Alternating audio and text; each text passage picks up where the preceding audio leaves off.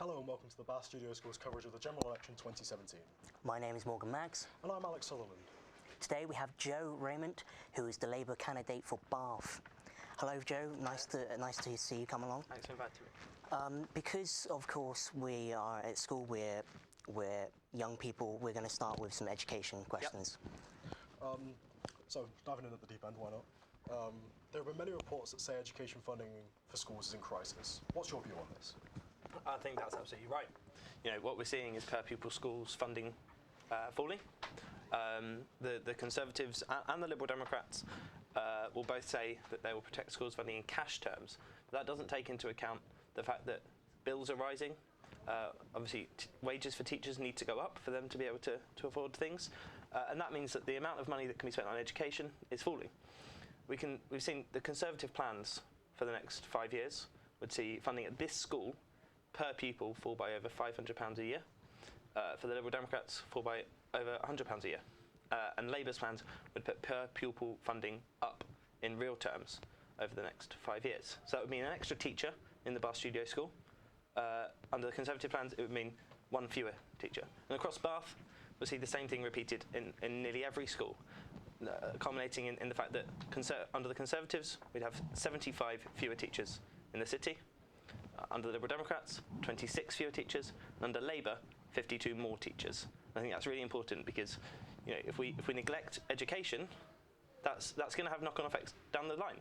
You know, if you cut education funding, as John Bird, the founder of The Big Issue, said, you just have to put money into prisons, into healthcare, into homelessness services, because that's what it ends up with if you don't educate people properly. If you neglect education, you're not going to save money, you're just going to spend it elsewhere. I'd rather it was spent on education than on prisons.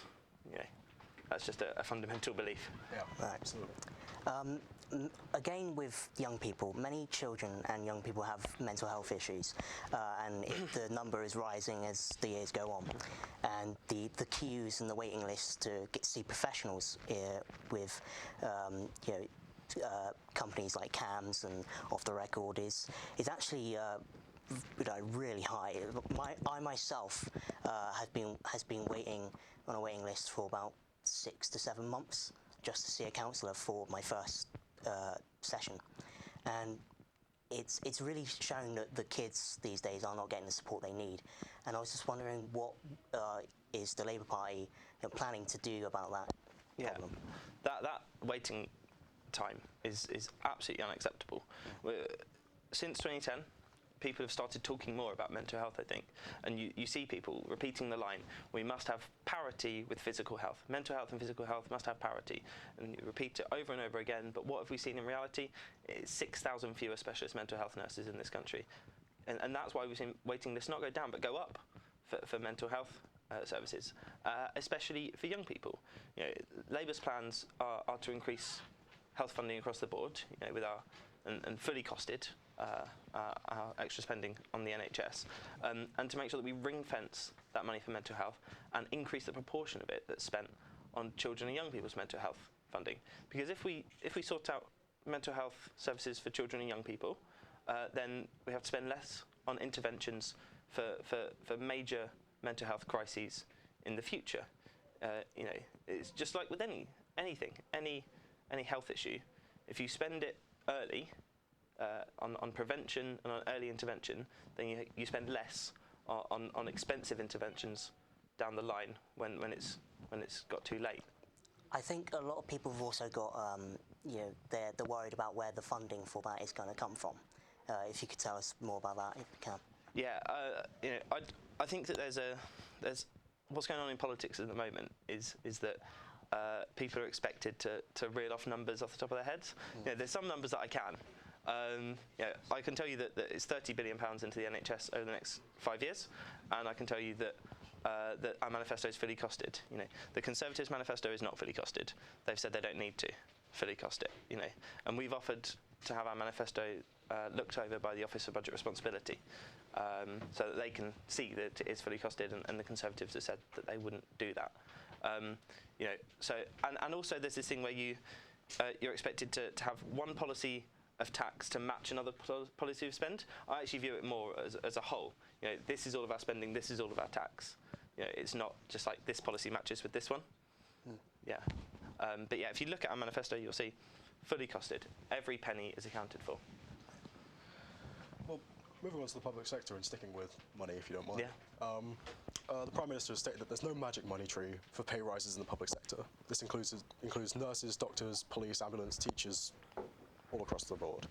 How would your party seek to value our public sector in the future, given the wonderful job they do, demonstrated in the atrocities in London and Manchester in recent weeks? And MPs were given a pay rise above 1%. Yeah. So the 1% pay cap is awful. It's saying to our public sector workers that it's okay for you to go home with less money in real terms in your pocket, because we know that rent, that bills, that food, that's gone up by more than 1% each year. So the amount of money that our public sector workers have got to spend on what they want to spend it on is far less than it was 7 years ago. Theresa May says about this magical money tree, and that is just a phrase used by people who don't want to make the rich pay a bit more, who are funded by the rich. Their party is massively funded by the rich, by investment bankers and etc. Who don't want to pay any more tax. But I think that it's not that the money's not there, it's that the political will isn't there.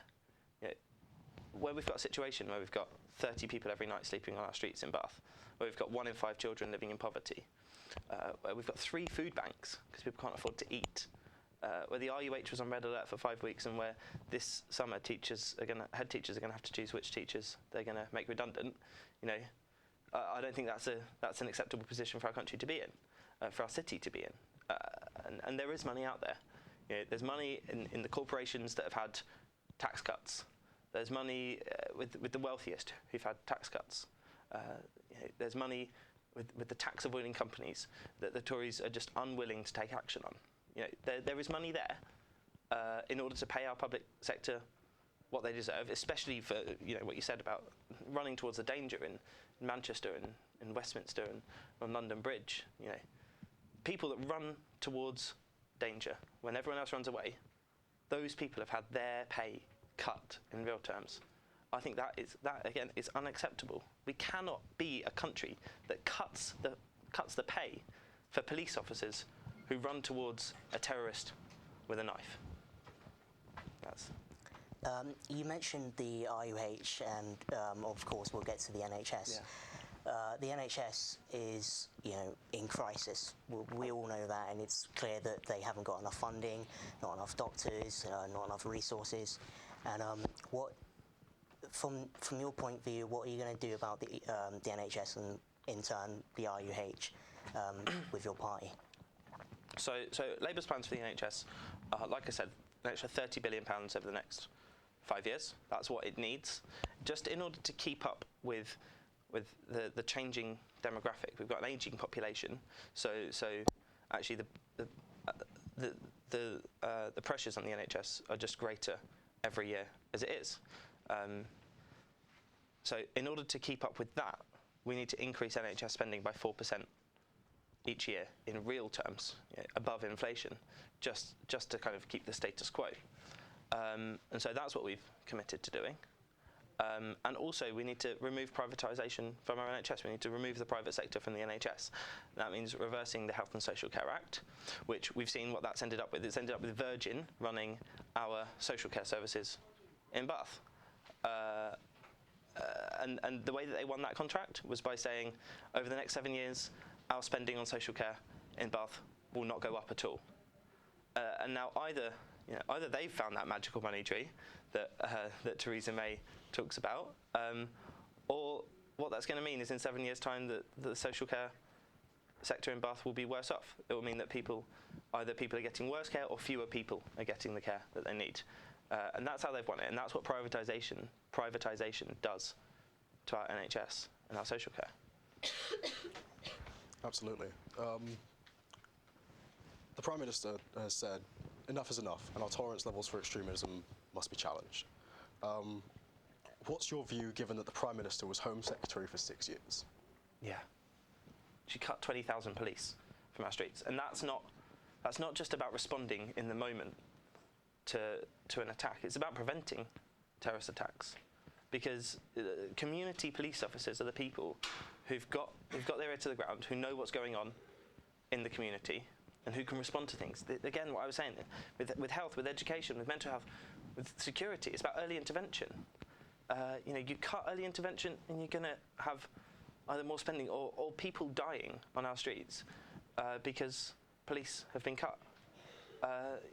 The only reason that we still have a functioning police force in this country, functioning schools, functioning hospitals, is because the people who work in them are amazing people who will go above and beyond, who will work longer hours, who will work harder in order to stop people from dying, to make sure our children are educated, and to make sure people are safe. If they worked the hours that they're meant to work, then we wouldn't have an NHS, we wouldn't have schools, and we wouldn't have a police force in this country. It's only because the people who work in them are so great that they're still holding up. But that is unsustainable, and we must fund our police services properly if we're going to be safe. There's no other way to do it. Well, Absolutely. we mentioned in that question, enough is enough, which is a key phrase that the Prime Minister uses. And we found that a lot of young people find those phrases a lot annoying. So, Brexit means Brexit, strong and stable, no magic money tree was what you For the mentioned. many, not the few. Like that, yeah. And what I wanted to know, what does the Labour think of the qualities of a great Prime Minister as a leader for our nation? Yeah, so I joke about for the many, not the few, but actually, if you look at the Labour Party membership card, it's on the back of it. It's not just some slogan dreamt up for this election. It actually means something. It's a core idea in the Labour Party that strings through Jeremy Corbyn, Tony Blair, back to Clement Attlee and Keir Hardie. Is what we've always been about. It's about standing up for ordinary people, not for the richest and most powerful in our society. And that's what leadership is. Leadership is not being strong in the face of the weak, cutting benefits and cutting the public sector and weak in the face of the strong, not standing up to Rupert Murdoch or the banks or the energy companies. That's not leadership. That's not being a strong leader. Being a strong leader means having the courage to stand up to the most powerful. And, I think that we've seen in his 35 years or so in politics, that's what Jeremy Corbyn's done throughout the whole time. And that's what Theresa May has never done. And so when Theresa May talks about leadership, she can come out and she can speak like you expect a leader to speak. But what does she actually do? She's weak with the strong and she's strong with the weak. Not leadership in my book. Personally, I agree with you. It's, it's a tough one when you're, just trying to look out for the little guy. But it's not always the case. It's so, for example, going back to young people in Bath, it's increasingly hard for young people to get on the property ladder. Rents are really high. 0-hour contracts are the norm now. Security's weak. Job security's weak. It was saddled with enormous graduate debts, Brexit uncertainty, benefit cuts. The list goes on and on. But do politicians really care about young people in Bath? I can say that I do. I've been consistent in my championing of young people in this city as a councillor for the last 2 years. Talking about the fact that 1 in 5 children lives in poverty, that rises to 1 in 3 in Twerton that I represent on the council. Standing up for students at the university. I've been leading voice in the campaigns for against further rises in tuition fees that we've seen happening now, for a living wage for all student staff at the university, and against the pay inequality that we've seen there. With the Vice Chancellor being paid over £450,000 a year, and some people not even being paid enough to live on. And on housing, we can see the cheapest place to rent in Bath on your own is a studio flat with something that was described as a kitchen type thing, not even a proper kitchen, a shower room, and that's £520 a month. If you want a one-bedroom flat, the average is £800 a month, and for a two-bedroom flat, it's £1,200 a month. You know, that's an unacceptable situation for us to be in this city. And you know, others will talk about the fact that we're a wealthy city. The land value is high, but I don't accept that as an excuse. If we want to bring house prices down in the city, the only way to do it are through a massive house building program. So Labour's plan is for 1 million new homes by 2022, about half of which will be social housing, and for rent controls, because landlords have been getting away with putting rents up by far more than inflation, far more than people's wages are going up, and that means the proportion of your salary that you're spending on rent has just been rising and rising and rising. And now for a lot of people, it's over half of all their money goes on just their rent. You know, if we put a cap on annual rent rises so that they couldn't go up by more than inflation, then that will hopefully stem this tide of people just spending more and more and more of what they take home on just having a place to live. A couple more questions from me personally. You said in your, you've stated, as well as Jeremy Corbyn, I mean, the Labour Party have stated that they will reduce the voting age to 16. And now I personally think that's a great thing. But I think some people have worries that maybe 16-year-olds are not well educated in politics. And I was wondering if maybe the Labour Party in education will perhaps, you know, bring something into, if they're going to lower the age, then you might as well educate them. Yeah. Is that something that's ever gone through your mind? Yeah, well, I support votes at 16. I always have, because I don't believe in taxation without representation. You know, it's something that goes back. You know, you saw it in the American War of Independence, and you know, I think 16-year-olds should be perhaps not taking up arms, but you know, at least going on a demo for votes at 16. You know, you can pay tax, you can work, you can pay tax, and you should be able to vote. And we've seen in Scotland what that's done. You know, in the independence referendum, we saw 16 and 17-year-olds going out and having a massive turnout in that referendum, and we've seen that hold up now. You know, I think that votes at 16 is not just fair, but it's good for our democracy. It's good for turnout among young people. I think political education in schools is important. I think there's a lot of people who don't know how our political system works. There's a lot of people, you know, I go out and I talk to people and they say, yeah, I'm voting for Theresa May. Well, you're not, because Theresa May's not on the ballot paper in Bath. And people don't understand how our parliamentary democracy works. And there's a lot of things that are quite archaic and confusing about our democracy. But I also support electoral reform more generally, because I want people's votes everyone's votes to matter. I think that it's absolutely unfair that we have a system where someone can get 30 or so % of the vote, but then govern like they got over 50% of it. That's just not fair, and that's not how it should happen. Well, we still have a bit of time, so we could take some audience questions if you like. Absolutely. Sorry with you. Zoe, are you ready for the audience questions? Right, we've got anyone in the audience who wants to ask a couple of questions? Paris, you got your question? Sure. I was just wondering, you spoke about university fees. Could you go into more depth about that? Because obviously, like, that's part of our future. Yeah. Sorry, what was your name? Paris. Paris. Thanks. So Labour's policy is obviously for free university tuition, because we don't believe that university is a commodity to be bought and sold. It's something that should be passed from generation to generation. And so not only is that good for students, obviously, but it's broader than that. It's about the way that the higher education sector in our country works. Because should universities be competing against each other for students? I don't think so. I don't think universities should be competitors with each other. And I worked in a university until recently. I worked in student funding. And we use the terms competitors for other universities and customers for students. I don't think that's how our education system should work. I think universities should be partners with each other, helping each other, not competing with each other. And I think students should not be customers of a university. They should be students. And also, we'll bring back maintenance grants for students because for low-income students, because the fact is that at the moment, since maintenance grants were cut, it means that students from the poorest backgrounds end up with the most debt, and that's just not right. Right, got any others? Any other questions? Anyone else? We have time for one more. We've got time for one more. Question?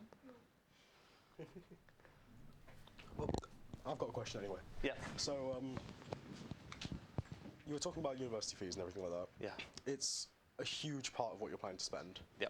It's, you know, it makes, I think it's something around like a quarter. It's 11 billion. 11 billion. Yeah. It's huge. Yeah. Is that something you're comfortable with, spending that much money on abolishing university tuition fees, or would it be more sensible just to lower them, or? No, I'm completely comfortable with it because, like I said, it's about the marketisation of higher education. I don't think higher education should be a marketplace. I think it's really important that we make university free. I don't think it ever, I accept, it was Labour who introduced tuition fees to start with, and it was obviously the Liberal Democrats and the Conservatives who then took them up to £9,000 a year. But yeah, I don't think we should have ever been charging for education. I think that's wrong. And the fact is that a better educated society has, if you want to look at it in cold terms, it has a net economic benefit. For businesses, having better educated workers is better for them. And for our society in general, it's better socially for people to be educated. And so I think that actually, in the long run, we'll see that it's not a huge cost to our country. Education is an economic benefit, and I don't think that we should shy away from saying that, and shy away from the idea that people should not be paying and getting into tens of thousands of pounds of debt just to get an education. Yeah. Well, thank you very much for coming in. Thanks, sir. It's been a pleasure. It's been a pleasure. Thanks for that.